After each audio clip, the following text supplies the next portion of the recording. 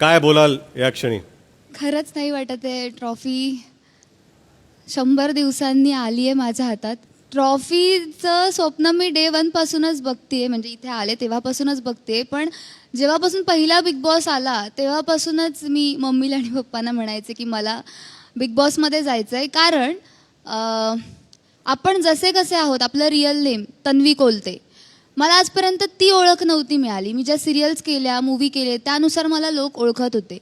मग त्यानुसार जे गेटअप असतं त्यानुसार लोक ओळखायचे. जर त्या गेटअपमध्ये नसेल तर लोक नाही ओळखायचे. आणि मला ते आधीपासूनच थोडीशी क्रेज म्हणा किंवा लहानपणापासूनच असं होतं की टी व्हीमध्ये दिसेल, लोक मला ओळखतील अशी गर्दी माझ्यासाठी कधीतरी असेल.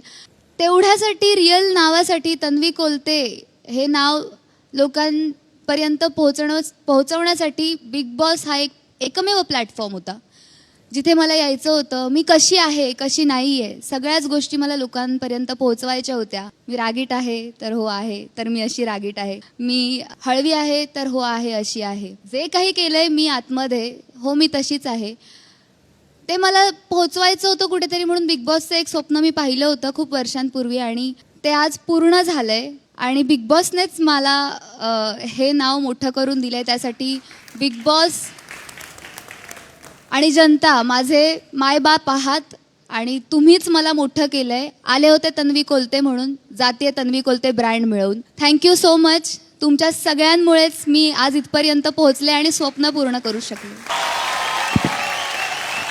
तन्वी, मनापासून तुमचं खूप खूप अभिनंदन. ग्रँड फिनाले आज रात्री 8 वाजता.